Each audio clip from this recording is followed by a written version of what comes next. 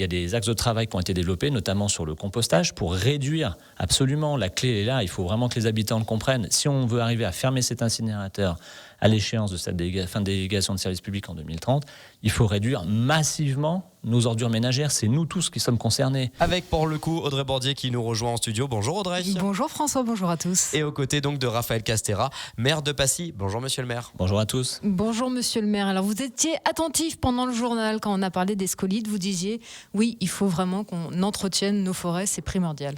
C'est sûr que les forêts nécessitent d'être entretenues. Les forêts, elles ont toujours été entretenues, sauf qu'avec les déprises agricoles, aujourd'hui, il faut davantage redoubler d'efforts avec un morcellement important des parcelles privées.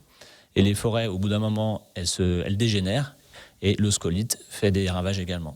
Et en plus, vous avez une vraie volonté de transmettre ce message aux jeunes générations. Vous avez un projet pédagogique avec des élèves. Alors, on a engagé effectivement un projet avec une classe qui gère une parcelle forestière en partenariat avec l'ONF, justement pour les sensibiliser sur la forêt, sur la gestion de la forêt, son intérêt en termes de biodiversité et surtout de puits de carbone.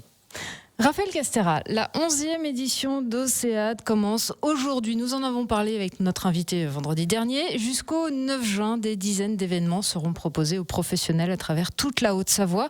Passy s'inscrit dans cette dynamique départementale grâce à votre pépinière d'entreprise PEPS. Alors ça se passera ce jeudi pour tous les porteurs de projets. Cette pépinière a été créée il y a 1 an. Depuis, il y a énormément de chemin qui a déjà été parcouru. C'était un projet que nous avions dans notre programme en 2020 qui a été concrétisé sous la houlette d'André Dimjo notamment. L'idée, c'était de créer effectivement cette pépinière pour encourager, soutenir les nouveaux entrepreneurs, quels que soient les domaines. Et puis, donc, elle a été montée avec un comité de pilotage qu'on a voulu varier avec différents secteurs d'activité représentés, que ce soit les gynécologues, les logiciels informatiques, les hôpitaux du Mont-Blanc, qui est la plus grosse structure gérée sur le pays du Mont-Blanc aujourd'hui, c'est plus de 1000 salariés, mais également des entreprises dans le domaine du sport, de l'hôtellerie. Et voilà, c'est cette variété-là qu'on a souhaité pour que les chefs d'entreprise apportent leur expertise. Et puis, on a été labellisé French Tech. La pépinière a postulé à la labellisation French Tech au niveau national. Donc là, qui est plutôt pour encourager les startups et développer les réseaux. Les startups, c'est pas uniquement l'informatique, ça peut être d'autres domaines. Le médical, par exemple, je pense que c'est un domaine d'avenir qui mérite une attention toute particulière. Et 1 an après, ça commence vraiment à prendre de l'ampleur. Vous avez combien de petites pousses, on va dire ? Là, alors déjà, on a à peu près 12 ou 13 chefs d'entreprise qui participent au comité de pilotage. On a à peu près une trentaine d'entreprises de sollicités qui y participent. Donc, ça fonctionne plutôt bien. On est hébergé, pour le moment, la pépinière est hébergée dans les locaux de l'entreprise d'insertion Azeta. Et puis, on pensera ensuite à une étape 2 dans quelques années, quand on aura besoin de davantage de place. Pourquoi avoir créé cette pépinière à Passy ? C'était un manque à combler ou c'est aussi une question d'équilibre du territoire ? Alors, c'était une volonté politique forte dans le sens où on avait besoin de cette courroie de transmission. Je n'ai pas cité le lycée du Mont-Blanc René Dève, mais qui fait également partie du comité de pilotage. La courroie de transmission forte entre la formation et l'emploi local.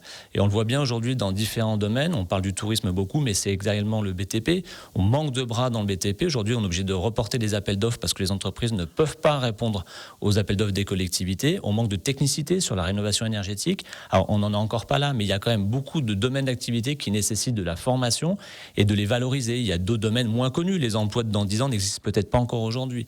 Donc, le but, c'était d'encourager cela et puis de faire ça au Pays du Mont-Blanc. Même si on a un taux de chômage extrêmement bas, on est à 3,5% à peu près, c'est le taux de chômage frictionnel, qu'on appelle comme ça en économie, il faut quand même aller de l'avant et penser aux emplois de demain, c'est ça qui est important.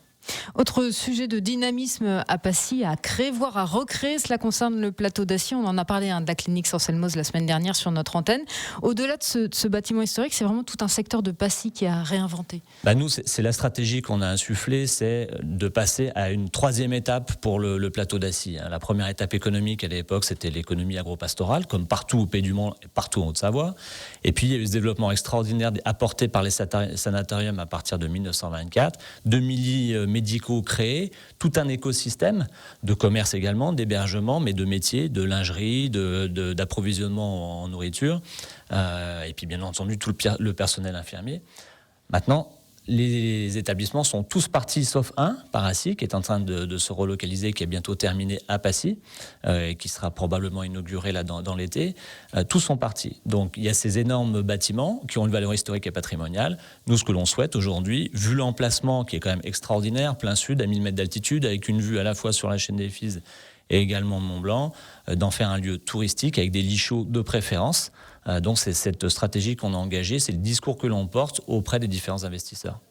Autre quartier de Passy qui fait malheureusement, qui est en train de changer de visage, c'est celui de Chelles. Il va être lui aussi complètement revu, mais alors vraiment en profondeur. Alors complètement, on va être un peu plus modeste, mais effectivement... Les photos n'auront pas grand-chose à voir entre avant et après. C'est ça, le centre. Alors là, on a terminé l'axe principal qu'on a engagé en 2021, la grande rue Salvador Allende, qui était un axe qui n'avait pas été touché depuis 1967, avec les trottoirs d'époque, le goudron d'époque. Donc là, elle est terminée. On a favorisé la mobilité douce, la végétation, pour éviter les îlots de chaleur, du mobilier urbain pour que les personnes puissent s'asseoir, devant les écoles notamment. Et ça fonctionne plutôt bien et ça donne un nouveau visage au bourg de Chelles. Et puis là, le gros projet d'engager, c'est par rapport au centre de Chelles. Donc on a acquis l'année dernière une ferme qui est en plein centre avec un parc, donc qui est vraiment stratégique. Ce parc a été revalorisé, nettoyé. Aujourd'hui, on amène des sculptures qui vont s'installer dans le cadre des 50 ans de la sculpture. Une boucle Sentier du Baroque qui démarre d'ici. Et on fera notre médiathèque à cet endroit-là avec la maison des associations. Et parallèlement, à côté, on va créer le pôle petite enfance et une maison de santé à l'étage de ce nouveau bâtiment. Donc on est en phase de programmation, on définit les surfaces, les besoins, avec le CAUE, avec qui on travaille justement pour cette programmation. Et alors malheureusement, forcément, ce nouveau visage de Chelles entraîne quelques perturbations. On parle beaucoup en ce moment des 15 sépultures du cimetière qui vont devoir être changées de place. Alors ça, c'est un autre projet, c'est par rapport à l'accès, on parlait d'économie tout à l'heure, par rapport à la zone des égras économiques qui se trouve à proximité de la déchetterie et de l'incinérateur. Il se trouve que la communauté de communes Pays du Mont-Blanc, on vient d'acheter un terrain à proximité pour créer le centre technique intercommunal. Aujourd'hui, il faut savoir qu'on n'a pas de locaux pour stocker nos camions, notamment ordures ménagères, ni de locaux pour nos agents. Donc c'est dispatché entre Passy et Sallanches. Et puis les camions sont dans la nature à côté de la Comcom. Donc aujourd'hui, on ne peut pas se permettre de continuer comme ça. Donc on va créer ce centre technique intercommunal. Et surtout, il y a un projet privé qui a été mappé dans le précédent mandat d'une extension de la zone activité économique des égras. Et là, c'est une 60aine d'entreprises qui vont s'installer. Donc, dans le bois à proximité, nous avions demandé des garanties. On a refait revoir le permis de construire pour qu'il y ait une séparation végétale entre les habitations et cette zone. Les locaux sont de qualité, donc le but c'est d'avoir quelque chose de compatible, mais il y aura une 60aine d'entreprises, donc qui dit entreprise dit des véhicules et du transport. Et l'axe est déjà saturé pour arriver dans ce secteur-là et qui passe à côté d'habitations.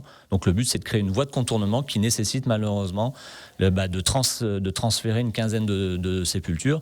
15 familles ont déjà donné leur accord, 2 ont été réalisées, donc on continue la discussion avec eux et c'est bien entendu la commune qui paiera tout. Bien sûr, avec toujours cette volonté de faire ça en accord, bien sûr, des discussions, toujours, on n'impose rien, on fait en sorte de trouver le compromis. Pour le moment, on préfère être en concertation, c'est des sujets sensibles, donc on accède aux demandes des familles, voilà, il y a des orientations de sépultures, des localisations particuliires, on est obligé d'agrandir le cimetière, il n'y a plus de potentiel sur Passy. Chef-lieu, donc il faut qu'on agrandisse le cimetière de Chelles, donc on a acquis les derniers terrains pour ce faire, donc on va coupler ça avec la voie de contournement et donc qui fera venir les véhicules depuis la zone la PE du Mont-Blanc et pour éviter de passer au milieu des habitations. Je rappelle que c'est quand même plus de 400 logements qui sont concernés par les excès de vitesse et tout ce qui peut tomber des remorques. Raphaël Castera, un autre sujet pour lequel Passy fait souvent la une de l'actualité, malheureusement on en a parlé avec François, c'est la pollution. En ce moment on est en jaune. Malheureusement vous n'êtes pas aidé par la topographie, vous êtes vraiment en fond de vallée. Il y a aussi 2-3 entreprises dont on parle beaucoup. Il y a toutes les mesures étatiques, départementales prises pour réduire le problème, mais vous prenez aussi votre part. Ça fait des années notamment que vous demandez le déménagement de l'aire de régulation des poids lourds. Alors d'une manière générale, Passy, effectivement, le secteur de Chelles est en fond de vallée. Il y a une industrie historique qui est là depuis 1896, qui a fait énormément d'efforts, dont 80% des émissions de polluants ont été réduites. Il y a encore du travail, ici emploi, et c'est une discussion qu'on a avec eux et les associations. Donc on va dire qu'il y a une très nette amélioration dans ce domaine-là. Ils ont aussi diminué par 2 leur consommation d'eau, c'est important de le dire, parce qu'aujourd'hui, on a découvert ça l'été dernier, mais c'est une ressource majeure. D'où la nécessité de passer en transfert ou assainissement au niveau intercommunal. Mais il y a également l'aire de régulation. Donc c'est une discussion qu'on a engagée, que j'ai engagée comme je l'avais promis au niveau de la campagne électorale, avec la TMB. Il se trouve que cette aire de régulation, elle est gérée par les GEIE, c'est-à-dire le groupement d'entreprises Italie-France, et qui dépendent du ministère des Affaires étrangères des 2 pays. Donc c'est compliqué. On a eu plusieurs échanges de courriers avec le ministre qui m'a gentiment répondu. Il y a une évolution de la gouvernance qui s'est amorcée l'année dernière. Donc j'espère qu'on va arriver à quelque chose de concret, en gros que la TMB garde la main sur cette aire de régulation. Mais quand on en sera là, on n'aura pas soldé le problème. Donc je vais rencontrer Christophe Castaner prochainement de la TMB pour parler de ce sujet-là et d'autres sujets, parce qu'on a d'autres sujets intéressants sur le territoire. Et c'est un homme d'écoute, donc j'ai bon espoir. Mais après, il faudra trouver un autre endroit dans la vallée. Et là, on aura forcément besoin de l'État pour fixer cet endroit-là, parce que c'est clair que les collectivités ne courent pas après. L'aire de régulation, avant 92, il y avait l'autoport de Cluses. Ça peut être un bon secteur.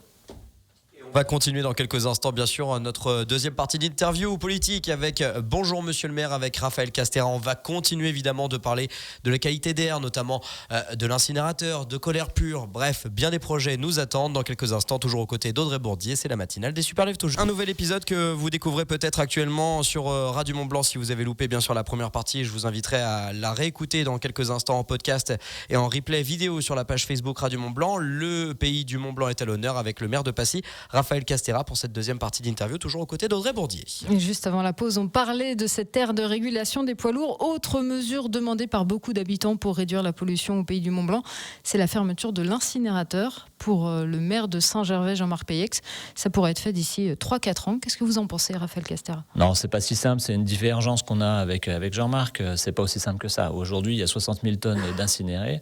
Il faut organiser la répartition de tout cela, même s'il y a une grosse partie qui concerne les professionnels. Donc, pour les habitants, les ordures ménagères classiques, c'est à peu près 35 000 tonnes.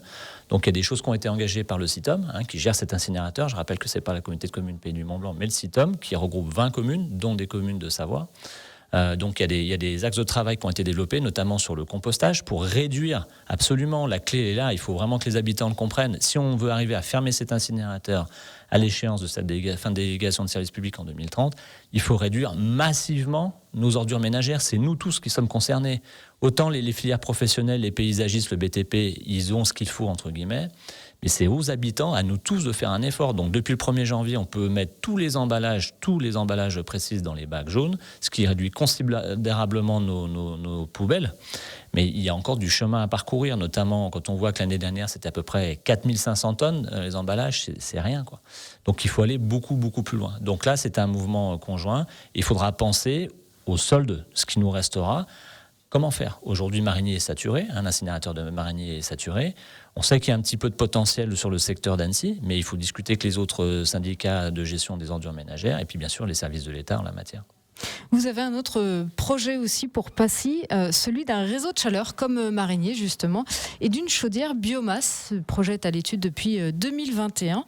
En quoi ça consiste précisément et ça en est où ? Alors ce qui est important de préciser quand même, c'est qu'on parle de qualité de l'air. Il faut quand même préciser que la qualité de l'air s'améliore largement au pays du Mont-Blanc, notamment avec le premier plan de protection de l'atmosphère, depuis le lancement des mesures.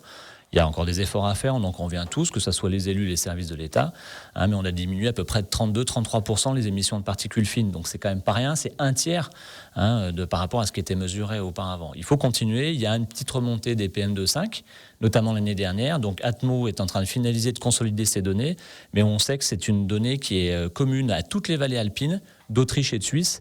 Et il pense assez fortement que les épisodes de sirocco qu'on a eu pendant les hivers passés, un peu moins cette année, mais beaucoup les hivers l'année dernière, peuvent être à l'origine de ces montées au niveau des PM2,5. Mais encore une fois, je précise qu'il faut qu'on continue nos efforts. Nous, le pays du Mont-Blanc, on a mis beaucoup de mesures en place par rapport à la qualité d'air. La commune de Passy a double le fonds Airbois en fonction des revenus. On peut monter jusqu'à 4 000 € d'aide, justement pour pousser les habitants à convertir leur système de chauffage au bois. Le système biomasse, il est unique au pays du Mont-Blanc. Il y en a une seule aujourd'hui de chaufferie bois biomasse, c'est à Valorcine depuis plusieurs années déjà. Je sais il me semble avoir entendu qu'ils avaient des souhaits de la moderniser. Et nous, effectivement, on souhaite installer cette chaufferie. Elle ne sera pas en plus. Ce qu'il faut comprendre, ça sera en remplacement de l'existant. Voilà. Donc sa vertu, c'est d'avoir une zone d'approvisionnement qui soit locale. On sera sur un approvisionnement bois déchiqueté dans un rayon de 50 km. Et elle va se substituer à des énergies beaucoup plus polluantes utilisées actuellement dans les bâtiments publics, mais également chez les particuliers. Donc c'est ça son intérêt, c'est de venir en remplacement. Et en remplaçant, on va essayer d'être encore plus vertueux que la norme, parce qu'aujourd'hui la norme de filtration est à 30 microgrammes par mètre cube. Les projections ont été faites avec des filtres à 15 microgrammes et aujourd'hui la technologie disponible est à 10 microgrammes. Donc c'est ce qui a été demandé, ce qui a été acté dans les appels d'offres, c'est le CIAN qui fera l'investissement. Donc on en est à 10 microgrammes par mètre cube. Donc il ne faut pas raconter d'histoire. quand on a besoin de se chauffer, quelle que soit l'énergie, on émet des polluants. Voilà. L'activité humaine émet des polluants. Notre existence même émet des polluants. Même les hommes préhistoriques émettaient des polluants. On a trouvé des traces dans le sol, au Canada notamment, où il y avait, dû à l'activité des premières peuplades, de la pollution. Donc, on ne pourra pas la supprimer complètement. Le but, c'est d'arriver à la diminuer au maximum et surtout de mixer les sources d'approvisionnement pour la réduire et maîtriser l'énergie. Moi, c'est ce à quoi on s'emploie avec notre équipe à Passy, de produire de l'énergie renouvelable, de l'hydroélectricité prochainement, vous le verrez, on a un projet de microcentrale. Sur le Nambordon. Même deux sur le Nambordon. Il y a un autre projet qui arrive sur le secteur de l'Arve également. Le solaire, bien entendu, on va faire des ombrières photovoltaïques sur le parking du lac. Les panneaux solaires qu'on va poser cette année sur le toit du tennis couvert de Passy, qu'on vient de refaire. 73% d'autoconsommation, donc pour les bâtiments publics. Donc, mais il faut diversifier. Et pour un mix énergétique. Pour un mix énergétique. Et la difficulté des énergies renouvelables, c'est qu'elles sont alternatives. Voilà, donc moi j'entends les associations, on discute avec notamment l'association La Qualité de Vie à Passy sur le solaire thermique. Seulement pour produire la quantité équivalente, donc 1,5 MW d'énergie, en solaire thermique, il faut 8 à 9 000 m² de panneaux. Encore faut-il trouver la surface aujourd'hui. Donc le solaire thermique, c'est bien sur des bâtiments publics, effectivement. On en a sur certains bâtiments communaux, sur de l'individuel, bien entendu. Mais sur des grosses capacités, ce n'est pas la solution miracle. Donc il faut essayer de trouver, puis on est dans une phase d'exploration. Donc il faut essayer de trouver les compromis, et nous, on est bien entendu ouverts à la discussion dans ce domaine-là. Raphaël Castera, on va terminer cette interview sur les roulettes avec le Pump Track qui a été inauguré il y a quelques semaines. Là aussi, c'est une des priorités de Passy, offrir aux jeunes, aux plus jeunes de quoi s'occuper. Alors, on voulait effectivement compléter l'offre au niveau du plateau d'Assy. Il y a beaucoup d'habitants, beaucoup de jeunes couples avec des enfants. On n'a quasiment plus de place à l'école, on n'a plus de place dans la garderie périscolaire. Le plateau d'Assy était encore accessible, donc on a beaucoup de familles qui s'installent et c'est très bien. Donc on espère, et ça arrivera, que les commerces suivront. Il en reste quelques-uns qui se battent et c'est très bien comme ça. Et il fallait qu'on ajoute quelque chose pour les adolescents. Donc on a fait ce Pump Track avec des niveaux différenciés. On a voulu quelque chose de très intégré au paysage et c'est une vraie réussite. Ça marche très bien, les familles sont super contentes. Et puis il fallait quelque chose de structurant pour le plateau d'Assy, également dans cette vision de reconversion de délits et puis d'attractivité du secteur. Raphaël Castera, le maire de Passy, merci beaucoup d'avoir été notre invité ce matin sur Radio Mont-Blanc. Merci à vous. Merci monsieur le maire et rappelez-vous que vous retrouvez comme d'habitude nos interviews en replay vidéo sur la page YouTube Radio Mont-Blanc, sur notre page Facebook ou encore en podcast, sinon directement en audio sur notre site internet.